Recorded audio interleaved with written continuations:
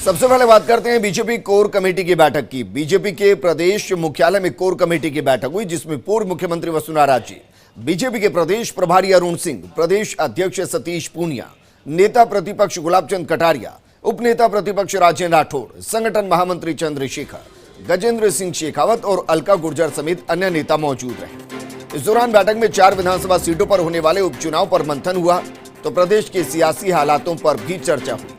Core committee की बैठक में बजट सत्र में सरकार को घेरने की रणनीति पर भी मंथन किया गया।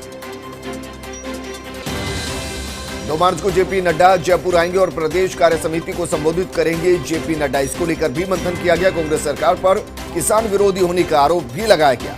5 राज्यों में आगामी चुनाव को लेकर अरुण सिंह का बयान आया। उन्होंने कहा कि बीजेपी की जीत होगी, ये दावा उनकी तरफ से किया गया। प्रदेश प्रभारी अरुण सिंह, प्रदेश अध्यक्ष सतीश पूनिया ने पीसी की और चुनावी रणनीति को लेकर भी मंथन किया जा रहा है। चुनावी रणनीति मसलन 4 विधानसभा सीटों पर जो बाई इलेक्शन होने, उपचुनाव होने, उसको लेकर भी मंथन किया गया है। तो आज की बैठक में कई ऐसे मुद्दे थे जिस पर सबकी नजरें बनी हुई थी, लेकिन नजर पूर्व मुख्यमंत्री वसुंधरा राजे पर भी बनी हुई थी।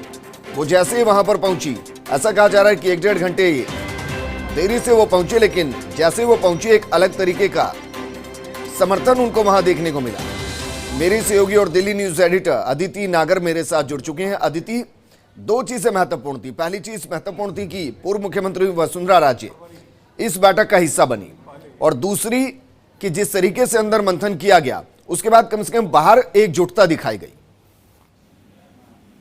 देखिए, उपचुनाव के आगाज से पहले सबसे महत्वपूर्ण है कि एकजुटता का मैसेज एक तो बाहर भी दिया जाए और एकजुटता का जो प्रण है वो अंदर बैठक में लिया जाए।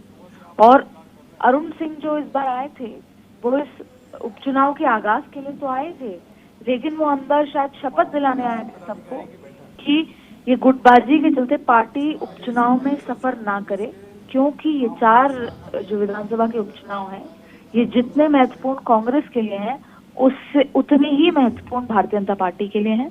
और यही वजह थी कि कुछ समय पहले आलाकमान ने प्रदेश अध्यक्ष और कोर टीम को बुलाकर साफ ये कहा था कि चाहे कुछ भी कीजिए, लेकिन जो उपचुनाव है 4 विधानसभा में, वो कैसे भी जीत कर आइए।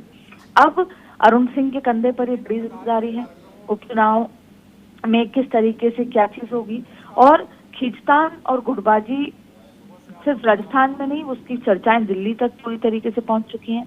तो ऐसे में अरुण सिंह जब आए तो उन्होंने ये बात जाहिर तौर पर अंदर कही होगी, आलाकमान का वही संदेश दिया होगा कि सबको एक साथ एकजुट होकर पूरी ताकत झोंकते हुए ये 4 विधानसभा में उपचुनाव जीतने हैं।